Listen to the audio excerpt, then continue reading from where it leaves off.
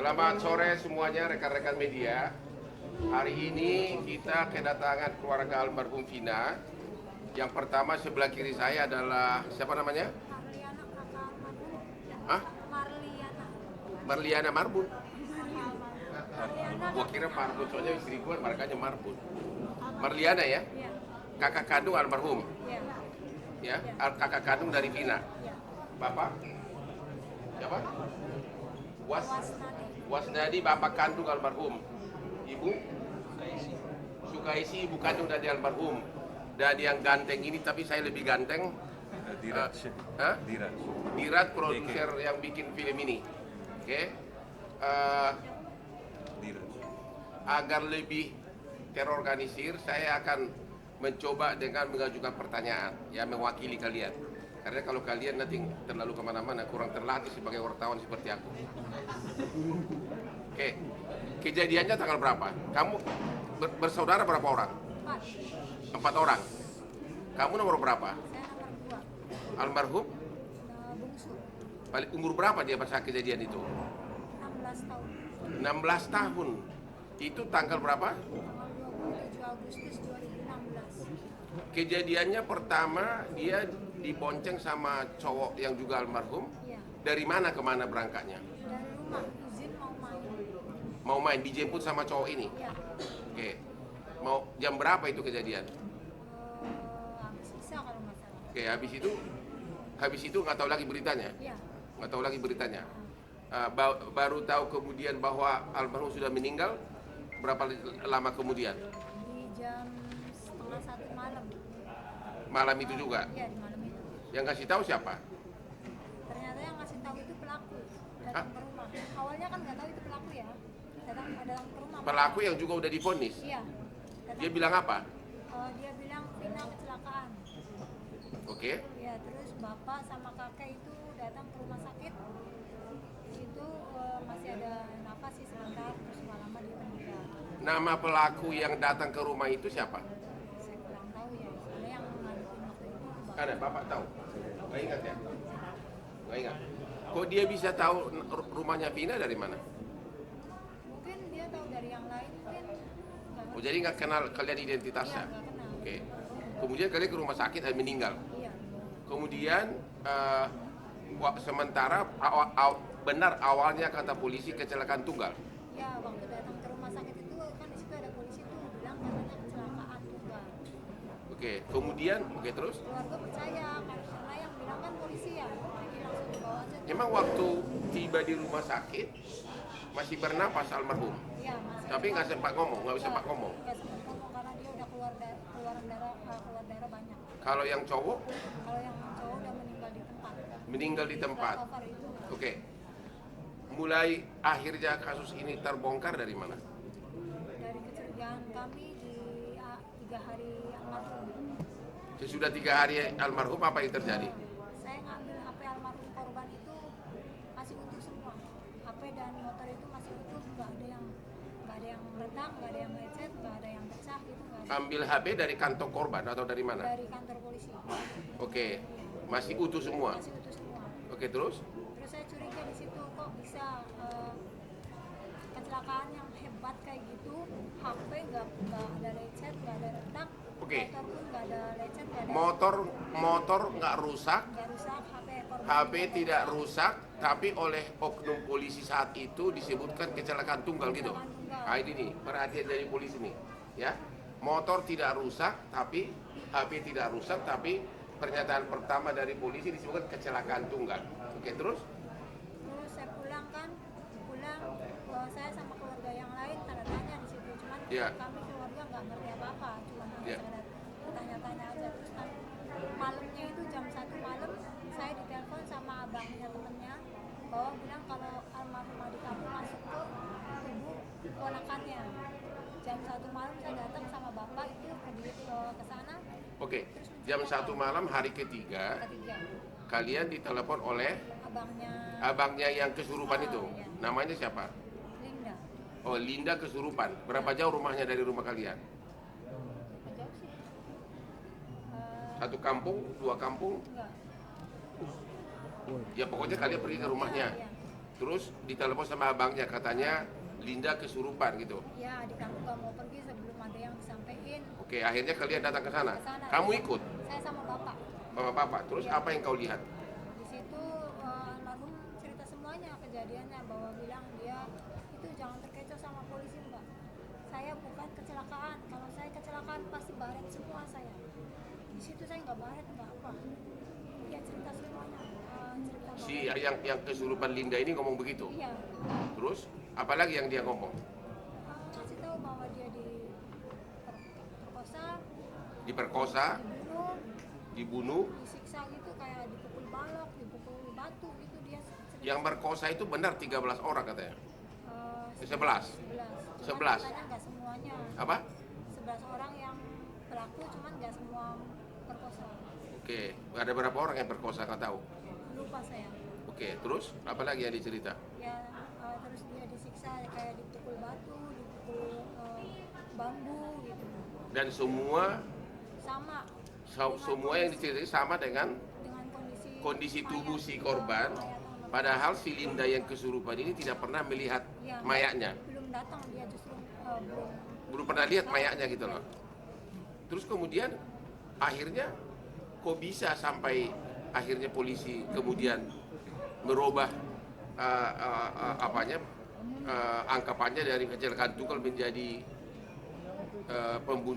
penganiayaan dari mana? Hanya gara-gara rekaman ini?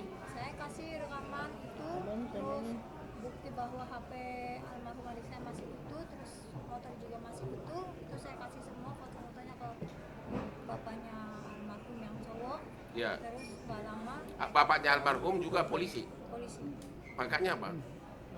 saya kurang tahu, Di Polres di Polres Cirebon. Cirebon. Oke, akhirnya dikasih. Oke, terus Terus dikasih apa? Itu bapaknya almarhum yang cowok. Oke, terus terus saya kasih bukti-bukti itu. Gak lama ada berita bahwa pelaku ketangkap. yang ditangkap 8 orang. Nggak langsung 8 orang, itu 7 orang dulu. 7 orang dulu. Baru nyusul satu lagi 8. Oke. Terus itu. Udah itu aja. Terus Oke. yang sisa 3 sampai sekarang saya belum dapat kabar. Dari mana Anda tahu? Banyak di media menyatakan yang 3 DPO ini katanya bapaknya polisi, benar nggak itu? Dari rekaman almarhum adik saya sih bilangnya seperti itu. Cuman makanya saya tidak membenar belum. Oh, belum pasti gitu. Iya. Hmm. Masih dicari tahu kebenarannya kalau yang apa itu. Oke, ada lagi yang mau ditambahkan? Hmm? Saya cuma minta Kapolri sama Kapolda mengusut tuntas. Oke, dari Bapak ada yang mau diutarakan, silakan Pak. Bapak siapa tadi Pak?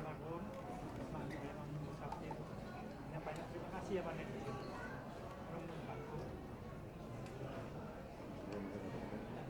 Dari Ibu, apa himbauan ke polisi? Kuat ya suaranya? Ya.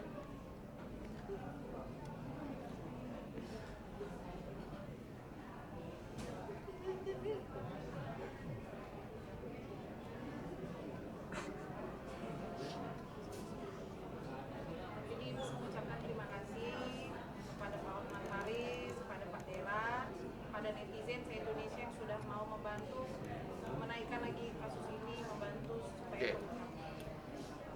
Tadi saya telepon sama apa pakainya? Itu siapa?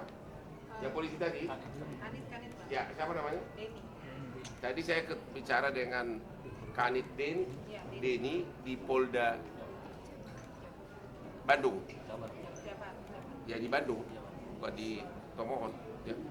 Polda Bandung ada hal yang menarik, pernyataan dari si Denny ini, Kanit dari Polda Bandung. Dia bilang kasus ini rupanya sudah dilimpahkan dari 2016 ke Polda, dari Polres Cirebon. Nah, yang menarik adalah hampir semua 8 orang yang ketangkap ini pada saat di BAP pertama menyatakan ada 3 orang lagi pelaku. Oke, semua ada di BAP. Ya, Nah, tapi kemudian berubah, ya. Kemudian berubah sesudah mau limpah ke kejaksaan, mereka merubah BAP-nya. Itu satu. Dari segi logika manusia normal pun nggak mungkin 8 orang itu ngarang cerita bersamaan di awal-awal pada saat ditangkap, ya kan? Berarti benar itu ada 3 orang, ya, dari penafsiran kita sebagai ahli hukum. Karena pada saat di BAP kan terpisah, hampir semuanya mengatakan ada 3 orang lagi. Tapi pada saat dilimpahkan ke kejaksaan, mereka merubah BAP sehingga diduga ada pengaruh di sini. Ada pengaruh di sini sehingga 3 orang ini bahkan sampai sekarang seolah-olah alamatnya tidak jelas, maka padahal itu harusnya di BAP itu ada, ya. Dan jadi himbauan kami kepada Bapak Kapolri adalah ini ada sesuatu yang tidak beres di penyidikan di awal. Kalau 8 orang pelaku sudah menyatakan ada 3 orang lagi sebagai pelaku yang lain dan itu bersamaan semua dalam BAP terpisah, ya, nggak mungkin itu karangan, nggak mungkin itu koinsiden. Tapi kemudian kok bisa di BAP berikutnya pada saat di BAP akhir, pada saat pelimpahan mereka merubahnya seolah-olah menyangkal bahwa keterlibatan 3 orang ini, ya. Yang kedua, pada saat ini produser Diraj pada saat mau syuting, ya, boleh diceritakan nggak ada oknum polisi yang datang menghalangi agar jangan dilanjutkan syutingnya? Ya, saya pada saat itu nggak ada di lokasi, tapi kebetulan tim saya yang bilang, dan sebelum datangi saya datangi keluarga dulu ya. Menatakan apa? Bilang apa? Oknum polisi bilang apa? Dia mengaku polisi dari mana? Dia nggak bilang sih dari mananya, cuma dia bilang info aja. Pakai seragam atau pakai apa? Nggak pakai baju bebas. Baju bebas. Oke. Dia bilang kenapa disetujuin bikin film, harusnya jangan, nanti bikin jelek polisi. Jadi nggak tahu pasti apakah dia polisi atau intel polisi. Tapi dia mengatakan bikin nama jelek polisi. Dia bilang begitu. Ya. Nantinya image-nya jelek. Saya bilang saya tidak menjelekkan, saya bicara jujur. Memang 8 tahun sampai 8 tahun sekarang 3 ini kemana? Kabarnya seperti apa? Ya. Gitu. Saya tidak bermaksud untuk menjelekkan. Kalau yang datang ke lokasi syuting, Ya, tim saya. timnya dibuka juga agar dilarang juga untuk Ya, syuting. salah satu. Nah, berarti ini semakin menguatkan ada orang yang tidak ingin identitas 3 orang ini terungkap. Jadi himbauan kami kepada Bapak Kapolri dan Bapak Kapolda Jabar agar kasus ini dibuka ulang, penyidikannya khusus terhadap 3 tersangka, dan agar diamankan semua BAP dari 8 terpidana ini yang menyatakan bahwa 3 orang pelaku ini yang sudah DPO terlibat. Ini pasti ada pengaruh besar dari oknum aparat di daerah Jawa Barat ini, ya, karena 8 orang pelaku menyatakan ada 3 lagi pelaku, tapi kok bisa mereka merubah BAP-nya bersamaan lagi merubahnya? Ada apa? Kita sebagai ahli hukum udah tahu lah, nggak usah pakai ahli hukum, orang biasa pun tahu itu. Kalau rame-rame mengakui ada keterlibatan 3 orang, itu bukan karangan, itu bukan koinsiden, dan nggak ada alasan mereka untuk ngarang, ya. Jadi himbauan kami agar kasus ini khususnya identitas 3 orang ini bisa ketahuan, agar keluarganya mulai dipanggil untuk di BAP. Bila perlu semuanya narapidana ini di BAP ulang, ya, di BAP ulang untuk mengetahui 3 identitas ini, 3 identitas yang DPO ini, karena ini sangat menyentuh rasa keadilan kita di Indonesia ini. Masih ada lagi nggak? Ada yang mau diterangkan lagi? Ya, jadi intinya kalau saya bicara dari film, intinya kalau nggak ada film ini kan kasihan keluarga. Udah 8 tahun kasus sudah terkubur ya. Dan dengan adanya film ini bisa didampingin oleh pengacara top, ya kan? Dan Polda Jabar juga udah beri statement kemarin. Semua dorongan dari netizen. Awal saya ketemu kalian kan tidak bisa senyum seperti sekarang. Jadi intinya ya itulah, semoga keluarga mendapatkan Keadilan. Itu filmnya udah tayang ya? Lagi jalan, lagi tayang Pak. Di Jakarta kapan? Lagi main. Lagi main di bioskop mana? Saya di sini ada nggak yang cocok jadi aspri gua untuk nonton? Ya, lagi main. Udah, Yang baju merah? ya. Udah 6 hari Pak. Udah 6 hari ya, oke. Jadi 7. Udah hampir 3 juta lebih. Ya. untung dulu dong. Oke, namun demikian tentu tetap terima kasih karena gara-gara itulah kasus ini, pengais keadilan ini. Bayangkan coba, mereka sendiri nggak tahu kejadiannya. Mereka kok waktu pertama kali disebutkan kecelakaan tunggal, yang mengatakan itu adalah oknum polisi, padahal motornya nggak rusak, handphonenya nggak rusak. Jadi dari awal ini sudah ada suatu kurang seriusan penanganannya. Tapi perlu dijelaskan dulu bahwa polisi minta diotopsi kan. Oh, dari pihak pengadilan. Dari pihak pengadilan diambil lagi diotopsi. Diotopsi ya? Iya, karena itu ada dalam cerita film. Oke, terus gimana coba. Jadi waktu yang memerintahkan otopsi itu siapa? Dari pihak pengadilan katanya sudah otopsi biar pernyataan menguatkan pernyataan bahwa memang di dalam kemaluan korban sudah ada sperma. Jadi diotopsi sesudah berapa lama meninggal? Otopsi 9 hari. Oh, bukan pengadilan dong.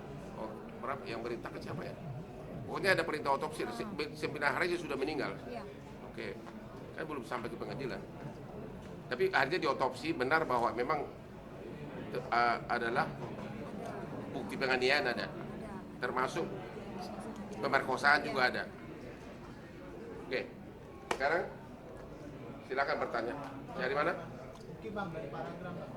Hah? Pertama, kalau mengumumkan DPO harusnya nggak boleh samar-samar dong. Ya, jadi itu yang kami himbau lagi kepada Polda Jabar, tolong segera dilakukan. Makanya saya bilang tadi penyidikan ulang. Karena apa?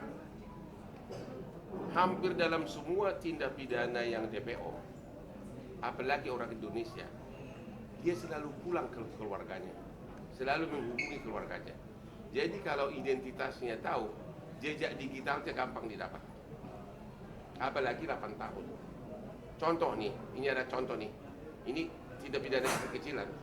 Waktu restoran kita Hotman yang di Tajur Bogor, manajernya bawa kabur uang penjualan 2 malam 110 juta.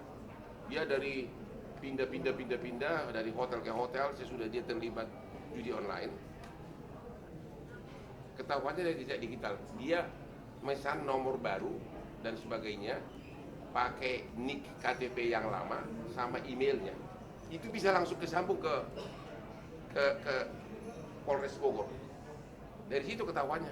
Hanya gara-gara memakai email dan nicknya dia untuk, saya nggak tahu apa dia pesan nomor baru atau tidak. Makanya dari saya bilang tadi bahwa bagaimana bisa mengumumkan DPO kalau belum tahu identitasnya. Yang kedua, harusnya kan kalau memang sudah tahu, keluarganya dipanggil agar ketahuan, ya. Itu jejak digitalnya itu bisa dapat dari keluarganya. Tapi kalau siapa yang di DPO kan nggak tahu, ya kan? Ya ini yang saran kami kepada Polda Jabar, tolong agar BAP yang pertama dulu, di mana waktu si 8 pelaku ini yang sudah narapidana ini mengaku, itu dikumpulkan semua. Dan juga bila perlu di BAP ulang sebagai saksi mereka ini. Ya, itu. Yang kedua apa tadi? Oke, bukti rekaman itu jelas bukan bukti, tapi itu hanya sekedar petunjuk. Ya, bukan bukti satu. Ya, hanya sekedar petunjuk, tapi melihat sinkron semuanya dengan keadaan apa yang dia ceritakan di dalam kesurupan itu persis sama kejadian apanya yang dialami oleh korban. Itu hanya bukti petunjuk, ya, nggak bisa dipakai sebagai bukti yang sah, ya. Tapi yang paling utama adalah pengakuan dari 8 orang itu waktu dia BAP pertama. Yang ketiga apa? Nah, langkah dari Bang Hotman terhadap kasus ini, ya pengawalannya akan seperti apa? Langkahnya adalah inilah langkah pertama ini. Nah, ini sangat efektif ini, ya. Ini langkah pertama karena ini pasti nanti akan ditayangkan seluruh media. Dan juga pertama barusan saya baru 5 menit ikut sudah langsung dapat informasi bahwa itu barusan dari penyidik itu, ya. Kita akan kawal terus, kita akan surati terus, kita adukan terus sampai akhirnya orang-orang Polda melaksanakan tugasnya secara profesional. Yang lain? Bang, aku bertanya sama keluarganya. Ya, siapa? Kakaknya Vina. Tadi saya sempat mendengar Dari otopsi itu dari pihak kepolisian, nggak tahu pihak kepolisian, nggak tahu pihak pengadilan, saya nggak ngerti lah. Pokoknya memang ada perintah untuk otopsi di 9 hari itu. Terus yang kedua, apakah dari Polda Jabar sendiri sudah ada upaya untuk mengungkap 3 pelaku yang ini dan masih buron ini? kemarin Polda datang ke rumah sih bilangnya sedang diusahakan, sedang diupayakan lagi. Tapi tadi Polda Jabar sudah menunjukkan 3 DPO, katanya identitasnya sangat kabur ya. Iya, bahkan cuma kayak pakai sketsa hitam gitu doang. Nanti kalau abang mau lihat, Gitu ya, coba nanti kita ya. Oke, jadi setelah Berarti masih dipertanyakan. Itu tadi makanya dalam melalui ini kita menghimbau agar Polda Jabar memulai lagi penyelidikan terhadap 3 orang ini. hasil otopsinya dari 9 hari itu kenapa sih baru 9 hari meninggal baru adanya perintah untuk otopsi gitu? Terus hasilnya seperti apa otopsinya?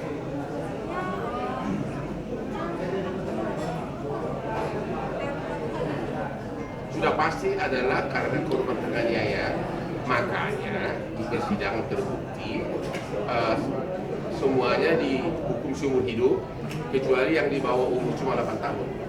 Dan itulah bukti bahwa memang penganiaya itu sudah merupakan bukti bahwa memang benar bukan kecelakaan tunggal. Ya, alasannya setelah 9 hari diotopsi itu kenapa? Alasannya Mereka nggak tahu, saya tahu detail itu. Orang ini kan orang rakyat kebanyakan nggak tahu lah sampai detail itu. Itu mungkin ditanyakan kepada Polda Jatim, karena ternyata kasus ini langsung dilimpahkan 2016 ke Polda Jabar. Apakah dari hasil otopsi itu ditemukan adanya bekas-bekas pemerkosaan dari jenazah Firna? Ya, didengar di sidang ada. Apa aja buktinya? Emang lu tahu apakah ada pemerkosaan? Iya. Ada spermanya. Itu Anda tahu itu didengarkan di sidang. Oh, di persidangan terungkap bahwa hasil otopsi di tubuh bagian intim dari si korban masih ada sisa-sisa sperma. Ya, silakan. Datang ke rumah katanya. Jangan dilanjutkan syutingnya gitu ya. Itu tahun lalu ya pada saat syuting. Ya. Tapi pas setelah film yang lain,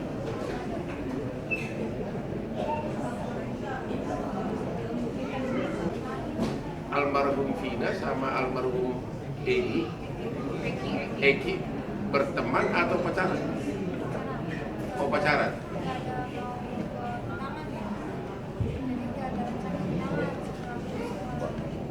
Oke. Ada nggak dari pelaku ini yang cemburu atau cintanya ditolak atau apa?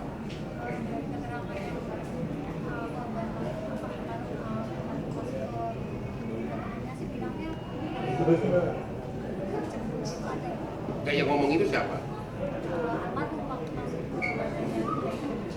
Oh, cemburu ya. Tapi gini deh. Emang dari 8 pelaku ini nggak pernah you dengar apakah dekat sama adik kamu? Nggak tahu yang suka yang mana, nggak tahu. Identitasnya nggak tahu juga.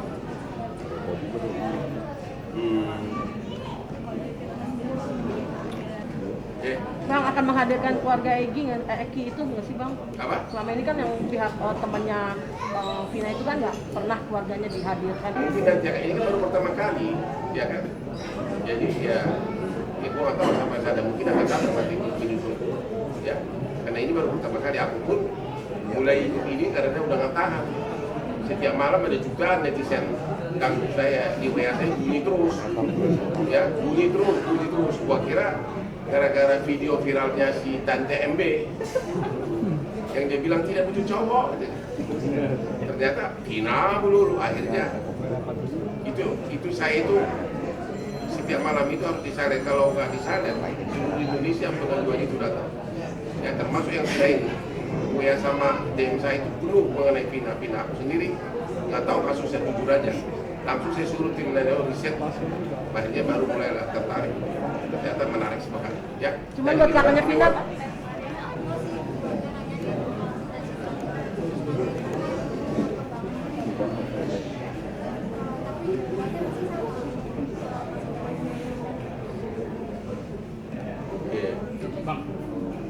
Ya. Kedua, kalau nggak ada film ini gimana keadilan untuk mereka?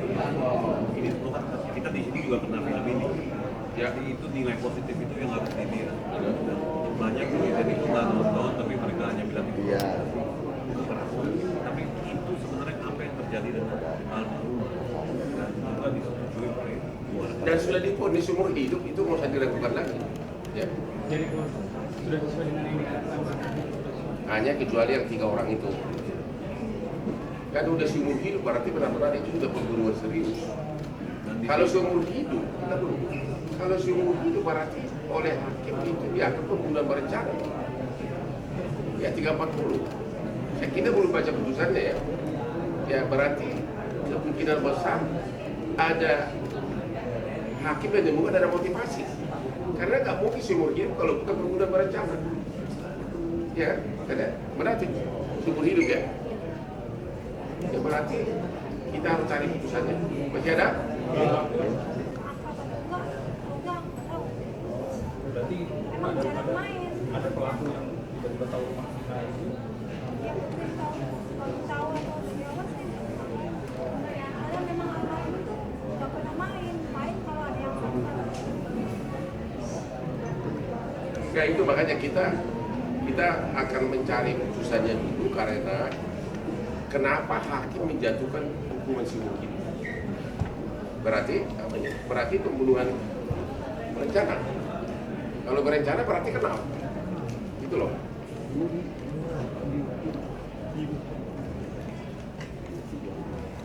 Coba ada lagi yang bertanya nggak? Sampai gua baca ini. Silakan.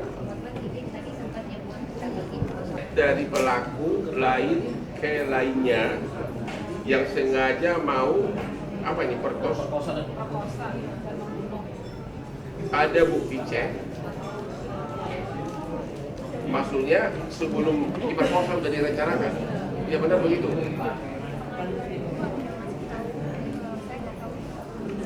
Kalau Jakarta sendiri nggak? Bilang apa?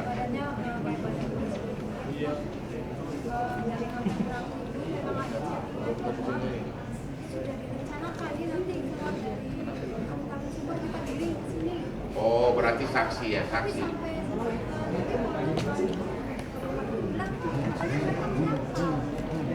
Lah, ribet banget tuh. Cekat bang.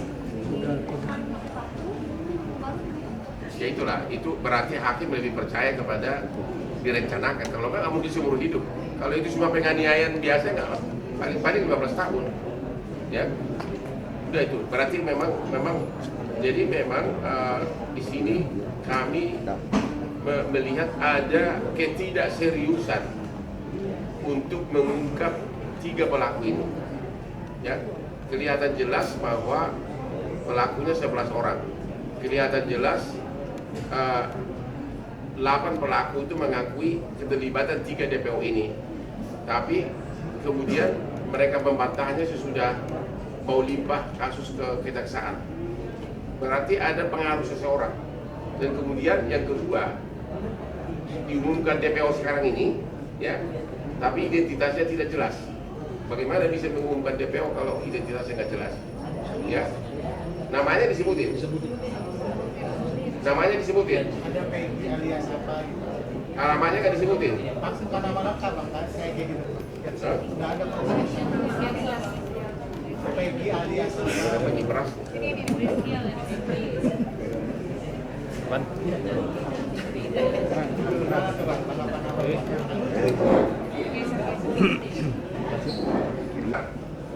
Di dalam pengumuman Humas Polda Jabar disebutkan di sini yang DPO-nya Peggy alias Perong, usia antara 22 sampai 30, jenis kelamin laki-laki warga Indonesia.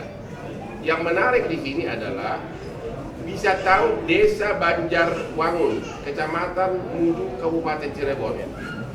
pertanyaannya adalah apakah Bapak penyidik Polda Jabar sudah datang ke desa Banjarwangun ini sebelum mengumumkan DPO? Ya, apakah Polda Jabar sudah mendatangi desa Banjarwangun, Kecamatan Mundu, Kabupaten Cirebon? Apakah benar si DPO ini memang dari asal sana dan keluarganya ada enggak? Itu kan gampang banget diteliti. Oleh karena itu dalam kesempatan ini melalui media ini kami memohon bantuan dari Kepala Desa Banjarwangun, Kecamatan Bulu, termasuk juga camatnya Kabupaten Cirebon, agar Bapak berkenan untuk mengecek wargamu ada enggak warga bernama Peggy alias Perong dari desa Anda yang mungkin juga sudah menghilang, tapi keluarganya ada, ya. Ada 3. Jadi pertama Peggy alias Perong, desa Banjarwangun, Kecamatan Mundu, Kabupaten Cirebon. Ya, mohon kepala desanya dan camatnya untuk meneliti warganya. Satu lagi Andi, ada nama Hotman. Andi usia 23 tahun sampai 31, antara 23 sampai 31, laki-laki. Tepat tanggal lahir juga sama, desa Banjarwangun, Kecamatan Mundu, Kabupaten Cirebon. Mohon kepala desa, camat mencari, meneliti di desa kamu ada yang nggak pernah laki-laki bernama Andi. Satu lagi bernama Dani, umur 20 sampai dengan 28 diperkirakan. Sama juga dari desa Banjarwangun, Kecamatan Mundu, Kabupaten Cirebon. Jadi Bapak penyidik Polda Jabar, khususnya Direktur Pidana Umum dan Kapolda, tolong benar-benar penyidik segera mendatangi desa ini. Ini desa ini jauh nggak dari kampungmu? Berapa jauh? 10 kilo ya. Jadi gini, nama ini dapat dari siapa sama desa ini? Berarti ada kan di berkas kan? Itu loh. Ya kenapa nggak diturunkan tim ke sana? Bapak Kapolri, ini wargamu ini benar-benar menangis ini Bapak Kapolri, kasihan ini. Nama desa TPO ini ada semuanya. Kenapa penyidik belum turun ke sana? Terima kasih.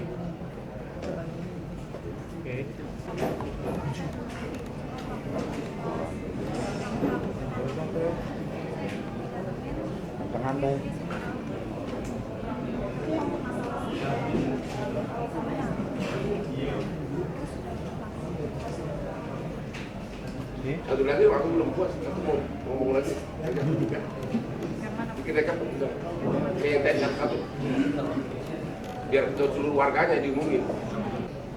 Himbauan dari tim Hotman 911 dan juga keluarga almarhum Vina kepada camat, kepala desa dan seluruh warga desa Banjarwangun, Kecamatan Mundu, Kabupaten Cirebon.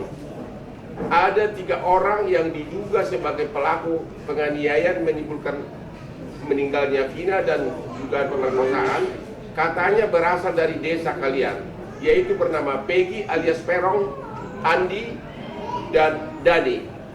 Kalau memang 3 orang ini benar berasal dari kampung kalian, mohon segera dikasih tahu ke kepolisian dan juga kepada tim Hotman 911 di Instagram Hotman Paris Official agar segera dilakukan pencarian. Benar nggak 3 orang ini pernah tinggal di kampung kalian? Dan kedua, apakah keluarganya masih tinggal di sini? Keluarga dari 3 orang yang diduga pelaku pembunuhan dan pemerkosaan ini. Terima kasih dan bantuan kalian sangat diharapkan, ya, sangat diharapkan. Ya, terima kasih. Bahwa salah satu pelaku ini adalah orang tuanya dari oknum kepolisian, tapi itu belum ada kepastian. Terutama yang DPO ini, ya. Namun kita ada kecurigaan karena apa? Karena kok bisa gitu? Enggak, sepertinya masih kurang dilakukan penyidikan serius atas 3 orang ini. Jangan-jangan belum pernah ke desa itu, tapi DPO sudah diumumkan. Jangan-jangan, kita belum tahu. Kalau benar sudah diumumkan DPO oleh Humas Polda Jabar, tapi belum pernah ke desa itu, pertanyaannya ada apa ini? Pasti ada sesuatu rumput yang bergoyang. Harus viral dulu Bang. Ya makanya, kalau sampai Polda Jabar berani mengumumkan bahwa 3 DPO ini berasal dari desa ini, tapi penyidiknya belum pernah ke desa itu, minimum akhir-akhir ini, berarti ada pertanyaan besar, ada apa? Oke, sudah terjawab ya? Pengumuman resmi institusi menyebutkan nama desa, berarti kemungkinan besar itu benar. Ya?